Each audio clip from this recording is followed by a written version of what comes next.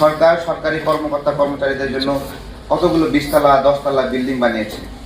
তো আমাদের এখানে পথ শিশু যতগুলো আছে, একটা বিল্ডিং বানালেও সবাই থাকার জায়গা মানে থেকে বেঁচে যাবে, কিন্তু বানানো হয় না। কেন বানানো হয় না জানি না, বানানো হয় না। নির্বাচন সামনে আসছে, আমরা দেখি মাঝে মাঝে বিভিন্ন প্রার্থীরা ছোট কমলমতি বাচ্চাদের কাছে গিয়ে সুন্দর করে ভিডিও করে, তাদেরকে ফুল দিচ্ছে, চকলেট দিচ্ছে, বিভিন্ন ধরনের ছবি দেয়। তো দেখতে ভালো লাগে, কিন্তু একটা বাচ্চা যে এখনো রাজনীতি বুঝে ওঠেনি, রাজনীতি জানে না, রাজনীতিবিদের চরিত্র কত সুন্দর, ভালো অথবা খারাপ, সে এখনো অনুধাবনের সুযোগই হয়নি, তাকে ফিল্মিংয়ে ব্যবহার করছে, যাচ্ছে বাচ্চাদেরকে দাঁড় করিয়ে রাখছে, হ্যাঁ আমার ভাই তোমার ভাই বলে নিচ্ছে। এগুলো জাস্ট নোংরামি। একই বাচ্চাকে বিএনপির ভাই ব্যবহার করছে, আওয়ামী লীগের ভাই ব্যবহার করছে, জামাতের ভাই ব্যবহার করছে, বা অন্যান্য দল। তো এটা আমরা দেখছি যে হ্যাঁ, এমনিতেই নির্বাচন ছাড়া কিন্তু একদিনও স্কুলে যায় না, স্কুলের বাচ্চারা কি অবস্থায় আছে যায় না, টিফিনের অবস্থা কতটা ভালো না কতটা খারাপ সেই খোঁজ কেউ রাখে না।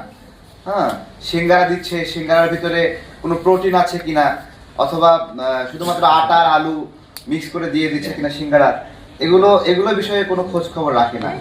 দেশের খুব অল্প সংখ্যক স্কুল, সেটা বগুড়া জেলা স্কুল, খুলনা জেলা স্কুল, কুমিল্লা জেলা স্কুল, এরকম জেলা স্কুল যেগুলোতে আছে, অথবা সরকারি গার্লস স্কুল যেগুলোতে আছে, সেগুলোতে হয়তো বা একটু মানসম্মত টিফিন দেওয়া হয়।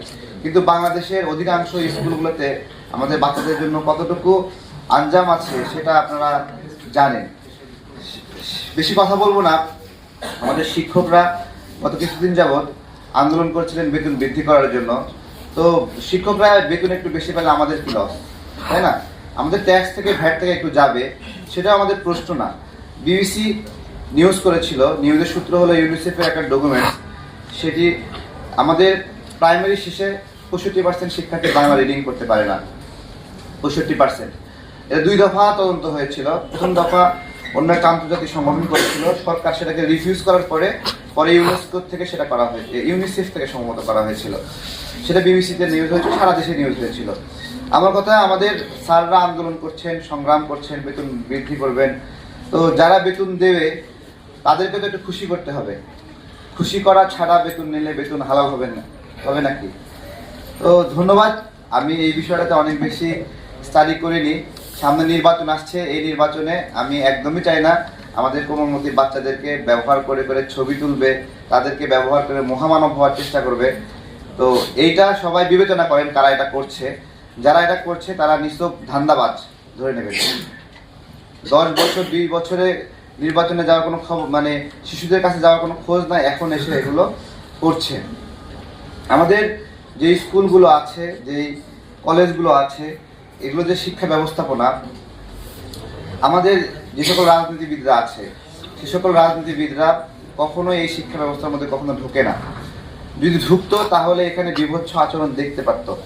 আমরা ভ্যাট দিই, ট্যাক্স দিই, সেই টাকা দিয়ে শিক্ষকদেরকে নিয়োগ দেওয়া হয়, স্কুলগুলো চলে, কিন্তু এরপরে একটা দাবি থাকে যে আমাদের বাচ্চাদেরকে প্রাইভেট পড়তে হবে আলাদাভাবে, তাই না? তো ঠিক আছে, জীবনভর প্রাইভেট পড়লো, প্রাইমারিতে প্রাইভেট পড়ে, হাই স্কুলে প্রাইভেট পড়ে, ইন্টারে গিয়ে প্রাইভেট পড়ে, অনার্সে গিয়েও প্রাইভেট পড়ে, মাস্টার্সে গিয়েও প্রাইভেট পড়ে। অনার্সের একটা স্টুডেন্ট যদি প্রাইভেট পড়ে তাকে পাস করতে হয়, ওই অনার্স পড়ার আমার দরকার আছে বলে আমি মনে করি না। এটা একটা নিছক মস্করা। মাস্টার্সের একটা ছেলেকে যদি প্রাইভেটে অ্যাকাউন্টিং শিখতে হয়, তাহলে নিছক একটা এটা তামাশা আমাদের এই শিক্ষা। তো এগুলো আমাদের স্যাররাই তো উপহার দিচ্ছেন আমাদেরকে, নাকি? আমাদের স্যাররা উপহার দিচ্ছেন না এগুলো। এখান থেকে যে প্রোডাকশন হচ্ছে, আমি রাজনীতিবিদ হিসেবে আমি যদি খারাপ প্রোডাকশন করি, আমাকে মানুষ খারাপ বলবে। আমাদের স্যাররাও যে প্রোডাকশনটা দিচ্ছেন, সেই প্রোডাকশন দিয়ে আমাদের যুবকরা যখন অনার্স মাস্টার শেষ করে, তখন তাদেরকে যদি বলেন তুমি কি চাকরি করবা, তো ও বলে যে চাকরি একটা হলেই হলো। যেই বলতেছে চাকরি একটা হলেই হলো, ধরে নেবেন ও আসলে কিছুই জানে না। এই জন্য ও ডিসাইড করতে পারতেছে না ও কি আসলে জানে, এবং বলতেছে একটা হলেই হলো, তাকে যাই দেন সে তাই করবে। তো এই হলো একটা শিশু থেকে আমাদের বেড়ে ওঠার একটা গল্প, যে এটা একটা কি বলবো, মাকাল ফল বলি না, বাহিরে সুন্দর কিন্তু কামড় দিলে এটা সবচেয়ে বিচ্ছিরি একটা ফল। তো আমাদের শিশুদেরকে নিয়ে যা এখানে হচ্ছে, এটা দেখতে সুন্দর কিন্তু ভিতরের পরিবেশটা অনেক বাজে আর কি। ধন্যবাদ সবাইকে।